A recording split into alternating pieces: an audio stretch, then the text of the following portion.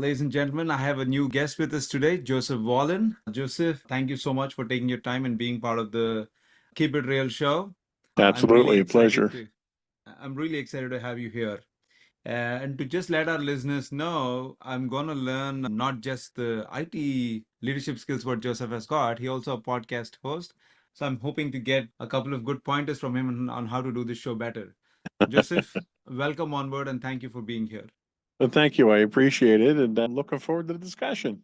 Great. Joseph, could you give us a brief introduction about yourself and what you are, what you do right now, so that our listeners have a better hunch of your role currently? Sure. I'm a director of IT for a electronics manufacturing company in New Jersey. I've got about 30 plus years experience working in IT Hmm. in various roles. And right now, I'm running all the IT department, all the technology that the company does, as well as our development team as well. Oh, great. Talk a little bit about your business. What does your current company do and what kind of customers you serve? So we do a mix of commercial and government contracts. A lot of what we do is government centric stuff. So it's sensitive information that we're dealing with on a regular basis. Hmm. But we produce connectors and we do custom cables for folks. Okay. And we do a lot of assemblies. Like we don't make anything, but we make parts that goes into things. All right. Great. Before I jump onto all the IT stuff, I definitely want to hear about your podcast, what you started with your daughter. It caught attention from me when we had our initial conversations as well. So, would you like to talk about the podcast and what is it about, what it means to you, and what's probably your biggest aha moment for you in that journey? Sure. So we started about 6 years ago, and it was right around the time my daughter was going into sixth grade, seventh grade, right there. And she was running into a lot of emotional issues and development issues with going through puberty and everything. And there was a lot of subjects that it was difficult for us to just sit down and talk about. Mm-hmm. So I suggested we do it in a podcast format, Mm-hmm. and it worked out very well for her early on. What we would do is research on a given topic, then we would talk about that topic and we get her take on it. It's helped her get through a lot of things. And one of the things, there was one particular episode that we had done on depression. Mm-hmm. And she went into the episode concerned that she might be suffering from depression at certain periods. Mm-hmm. So as we went through all the research and we talked about the symptoms and how to diagnose it and everything, we got to the end of the podcast and this light clicked on for her. And she just said, yeah, I guess I'm really not suffering from depression based on all this stuff. And like her outlook on life after that was very different. Okay, I can look at these things from a clinical standpoint. Yeah. So that was the aha moment for her. For me, Uh-huh. it happened after we did a podcast on suicide. And I had a woman from the UK actually reach out to me in chat because we stream on Twitch as well. And she reached out to me on chat and thanked me for dealing with the topic because it was a topic she wanted to talk to her kids about, Okay. but didn't know how to. And just seeing how my daughter and I interacted on the podcast gave her this sense of ease to bring it up and talk about it with her kids. And she said it's done a world of good for her and her kids. I know sensitive topics like these are very hard to converse, especially with growing up kids. And I'm glad you're doing a great job to that community. Thank you. Thank you. I see a lot of analysis and openness in what you're doing with your daughter. I'm sure some of it would have stemmed from your what you have learned as in your career, how you have dealt with teams. Talk to us a little bit about your professional and personal personality at work. Like, how are you? What kind of a person you are, and what do you believe in? So my core philosophy is servant leadership. Hmm. And that stems back from the early 90s when I first got into technology and I had an individual who was my boss, but he was my mentor. His name was Deepak Sagal. Hmm. And he was a man who, to me at the time, and I was young and impressionable at the time, embodied professionalism and moral stands on things. And he wouldn't only do things if it was the right thing to do. And everything that he did benefit those around him. Okay. And I responded very well to that type of management. And I decided that was what I wanted to do. I wanted to Hmm. be able to mentor people like he did. Hmm. I wanted to serve people. I kind of drifted into management positions just by default sometimes. I've never sought them out. And every time I get there, it's always been a mission for me Mm-hmm. to make sure that the people that work with me, because Mm-hmm. I don't say they work for me. I hate the idea of being a boss. Nobody wants to be bossed. I can't agree with you more on that. And I don't like to manage people because people don't need to be managed. They need to be led, inspired, and supported. So that was the philosophy that I took moving forward. Mm-hmm. And over 30 years, it's benefited. I have one former employee of mine who happens to be executive vice president at one of the local universities in Philadelphia. And he always reaches out to me and thanks me for Mm-hmm. what I did for him at the time. Mm-hmm. I have another former colleague who worked for me who's actually working at Google now. He's one of their lead developers in AI. And again, he reaches out to me from time to Mm-hmm. thank me for what I did to him and the fact that I helped him get his start. That to me is more satisfying, I think, than anything else to know that I helped somebody get into that career and get moving like that. Yes. I think kudos to you and your early mentor or your boss that you were able to establish a strong culture for your teams and for yourself. Because it's a very hard thing to learn as you grow. It's very hard to change your wiring, as they say. I know you're dealing with cybersecurity day in, day out. It was a hot topic. It will be a hot topic. I think the landscape of cybersecurity changes with every advent of new technology changes, just like how it did when cloud came in, when mobile came in. What do you see happening with AI? I know I'm sure you guys would have been using AI already, but talk to us a little bit about that. So AI presents a couple of very interesting issues. First of all, from a threat standpoint, Mm-hmm. there's a whole new set of vectors that Okay. AI comes in from a script kiddie who can go out there and have ChatGPT write a malicious script for him Mm-hmm.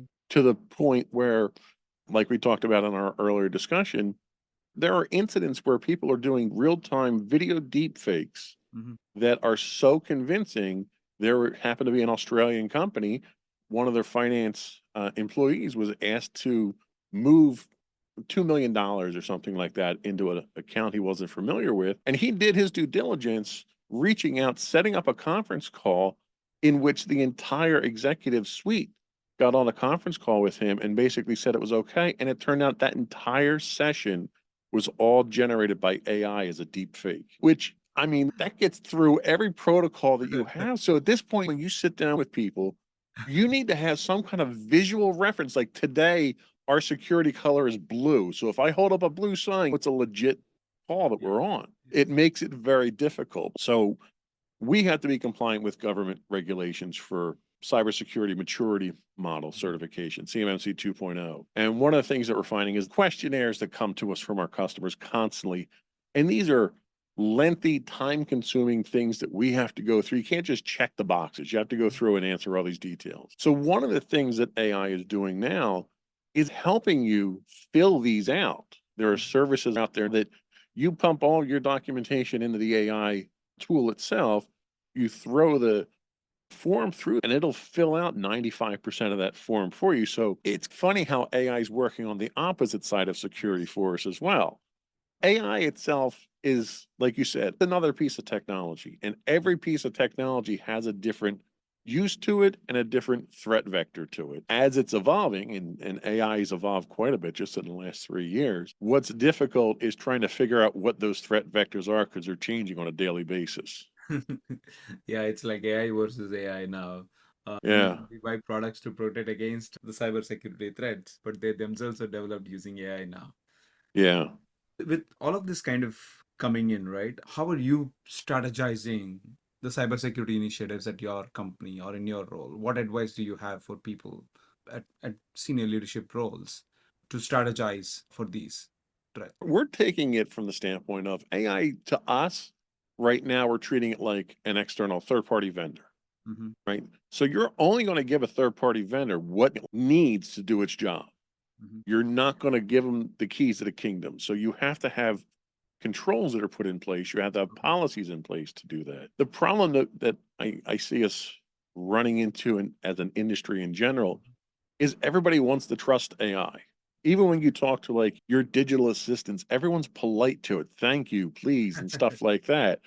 And as a result, you humanize it. People are humanizing AI Mhm. and they don't understand when you do that what those threats really are. Because People want to use it. I use AI constantly, but AI can only do what you ask it to do with the material that it has. And a lot of people have a tendency of taking proprietary information Mhm. and dumping it into AI and asking it to do different things, Right. analysis and summaries and stuff like that. Mhm. And what people don't realize is when you throw that into a chat GPT or Bing or anything like that, Gemini. it's going out to the cloud. And they're not only are they storing that information, they're using it to drive that large language model too. Right. So there's a privacy concern there that the average user is not aware of. Mhm. In fact, yesterday I had a request come in for a service that will allow you to shoot video and audio and have it summarize it into a training document for you. Okay. And everyone's like, well, this is a great idea. And you're right, it is. It's wonderful. It makes my job so much easier. But you take 2 minutes to look through the fine print and you realize that's all going out to Chat GPT. So anything you put in there, OpenAI is getting. Uh-huh. And nobody realizes that right now. They all think that this is a great self-contained tool, but anything that's based in the cloud is outside of your control at that point. And that's the biggest challenge that I'm running into right now. Mhm. It's interesting you say that. Let me slightly extend what you said and ask you this question. Even if the technology is, say, internal, for example, it is hosted within your system, within your intranet, and only your company has access to it. Now that information is available to the whole company also.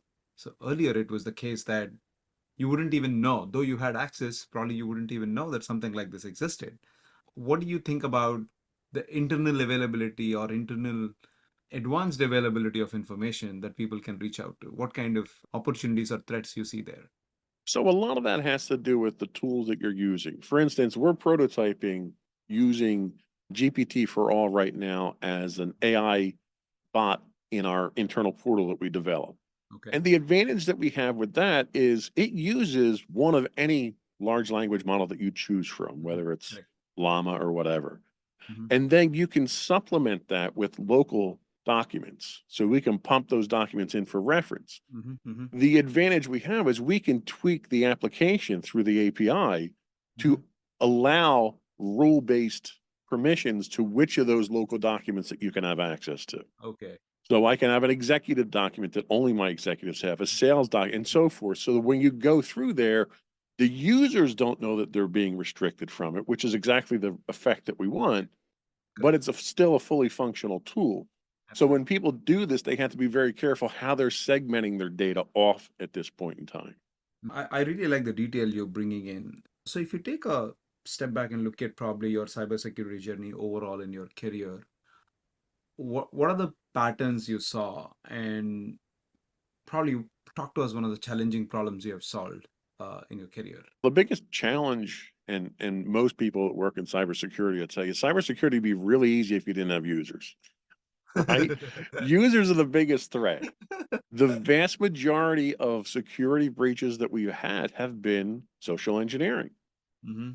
I can throw as much technology and firewalls and rules-based authentication and everything else out there, and I can encrypt everything to the sun. But if someone's going to pick up a phone and call you and convince you to give them the information, I have to make this information available to the employees. Uh-huh. So the biggest challenge to me is training. And we embarked about 4 years ago on an extensive training program for all of our employees for insider threat awareness, malicious emails, and Hmm. so forth. And I finally have my users to the point that they'll send stuff to me constantly to be reviewed. Okay. And it's daunting. Like I only have a small staff that have to go through all this stuff, Hmm. but I don't want to not do that because I finally have everyone set to the point where they're almost as paranoid as I am. Yeah. Yeah. Yeah. And that's really what you need. You need people that are questioning things. You need Mhm. people when you get an email, and they're getting automated emails. We're in the process of doing a rebrand and transmission transfer to a new domain, and they're getting a lot of emails as a result, automated emails, and they're questioning all of them. And if Mhm. I can get my users to just employ common sense, a lot of times it's just common sense. Mhm. Most of these breaches come through email or is phone calls to a certain extent, but not so much phone calls. It's mostly emails. Wow. And a lot of the emails that come through that are malicious are very obviously malicious emails. You look at the email address, you look Mm-hmm. And you've got all the security associated with it already on the back end. But if you look at an email and it doesn't feel right, Mm-hmm. question it. And that's the philosophy that I've gotten my people to. The problem is now that AI is now making those malicious emails look much more legitimate than they were before, Mm-hmm. because AI is pulling in from mailing lists, it's pulling in from breached emails that are out there. So they know the style that people are talking in, they know Right. different people you may be working with. So the problem that you have is that information's all out there, it's all available for AI. So it makes it much harder for the average person to look at an email and say, oh, this doesn't look right. So you Mm-hmm. have to rely on business common sense, right? Generally accepted Yes. accounting practices, Mm-hmm. double check things, triple check things. If someone asks me for an invoice or a PO, was I expecting it? Do I have a relationship with them? That's all stuff that's outside of the technology side of things. That's business training. Mm-hmm. So what I'm seeing from a security standpoint is I can't just implement technology solutions now. Now I have to make sure that the user is trained on how emails are created, what to look for in an email, how to diagnose whether or not this is a real person. So it's almost like having to do personnel training on top of all the security training so that people are aware. And a lot of the users find that very overwhelming, and it's challenging from that perspective. Just out of curiosity, the email threat has been there for like decades now, right? We've been getting malicious emails. What, as a executive, what do you think has been so challenging for products or for processes or tools to actually address this risk? Well, I think the biggest problem that I've seen is security versus convenience, right? Everybody wants things to be convenient. Mm-hmm. And anything that slows down business, especially if you're a commission salesperson, if anything's going to slow down your Yes. commission sales, you're going to do something to work around it. And I have people in my company who have deliberately worked around things so they can do their job instead of coming to IT and trying to get a solution that's a viable solution that's secure. So part of it is pressure from the top to get jobs done, get things out the door. Mm-hmm. And as a result, people can't afford to be inconvenienced by security until the system explodes in their face and they wind up having a breach. It's a tough lesson to learn. You don't want to have to go down that path so that your executives can learn their lesson. So security has to start at the top. And I think a lot of executives don't recognize that, unfortunately. Wow. I think with, as you said, with the AI or generative AI coming into the picture, I think the game is gonna only go higher because you'll get very similar emails, and especially if you have public figures in your company, they can make it sound very like. It's very easier Absolutely. to fool the reader. So probably one last question on setting up a strategy again. So if at all we are talking about, we spoke about email, we spoke about that coming top down, that security aspect coming from leadership to the teams. And we also spoke about how technologically aware you need to be on what kind of vectors you need to consider and etc. Say if there is a new IT leader in this age, or for a growing company, or for a company that is relooking their cybersecurity landscape, what would be the way they have to really structure their team? How does the team composition might look like in terms of roles and responsibilities? I think you definitely need to do things almost by committee at this point in time because you need as many eyes on the problem as possible. Mm-hmm. One of the things that I've found in going through our CMMC readiness Mm-hmm. is everything is distributed responsibility. So you don't want the same person, you don't want two of the same people doing the same job, but you want checks and balances so people who are doing a job can be overseen by somebody else, Mm-hmm. as opposed to just throwing it for the longest time. Security, cybersecurity, and internal security, just that was an IT thing. Mm-hmm. And companies are learning now that no, because of compliance, because of regulatory requirements, I need to have executive sponsorship. And that's, in fact, it's one of the things that changed from CMMC 1 to 2 Mm-hmm. was a requirement for executive sponsorship so that it's working from the top down. It's a holistic approach, and everyone in the company is responsible for it. It's no different. People tend to segregate cybersecurity off from regular security, but it's no different than having a lock on your front door Mhm. and the employees have keys, but anybody outside doesn't. And somebody walking in, unlocking the door, and letting 5 other people walk in. Yeah. Like that's just common sense. Yep. And it's the same type of thing. You have to have a certain level of common sense when it comes to Yes. cybersecurity. You have Yes. to be mindful of the threats. Yes. And the typical user wants to stick their head in the sand and not deal with it because of how complicated it is. Yeah. But it's everyone's job. And I think that's probably the biggest message that I've had to get across at our company is you can't just kick it over the fence to us. He yelled at our executives at one point in time because they wanted to put contact information up on our corporate website so that people could see who the team was and stuff. Oh, wow. Okay. And I made the point of why don't you just take that, put it on the dark web and sell it and make some money off of it? Because that's exactly what the hackers are trying to get. They're trying to get emails and names and titles. They want to see who is your direct report because when they formulate these malicious emails, they put all that information in and it adds credence to it. It makes it look more legit. So Absolutely. let's not help them by giving that information to them. They'll probably get it somewhere else because it's Uh-huh. out there at this point in time. And you can't avoid it. But let's Uh-huh. not make their job easy for them. Yeah. It's very surprising. I remember I interviewed John. He was an ex-FBI agent and he runs a virtual CISO service out of San Diego. He was talking, one of the fundamental things organizations have to get right is their cyber insurance. I was surprised when he brought that up. Even the cyber insurance landscape has changed. We had approached our insurance company approached us about 6 years ago for cyber insurance. Uh-huh. And they literally had no requirements at that point in time. You just signed up for it and we'll get it. Okay. And then you had all these breaches happen, and you've got millions and tens of millions of dollars that these insurance companies have to get. I just got a survey 3 months ago for our insurance company for cybersecurity. The Uh-huh. restrictions and the requirements to meet the needs for the policy now Uh-huh. are far more strict than even what the government wants because these underwriters don't want to pay out Of these course. monies. Of course. So just in 6 years, the requirements for cyber insurance have gone through the roof, and the need for it has gone through the roof as well. Hmm. Hmm. Great thoughts there. On a closing note, for any aspiring CISO, what are your thoughts? How would you actually give advice to them on how they can look at their career going forward the next 5 years? That's a tough question because we're in a real Uh-huh. fluctuating time right now when it comes to technology and AI and cybersecurity. I would say stick to the basics, Mm-hmm. make sure you're doing the common sense things, and settle on a framework, right? There's a number of different cybersecurity frameworks out there. Mm-hmm. The frameworks aren't there to do your job for you, they're there to be a guidepost, Yeah. an outline of what you need to do. Right. And no matter which one you pick, we happen to be centered on NIST 800-171 where I'm at.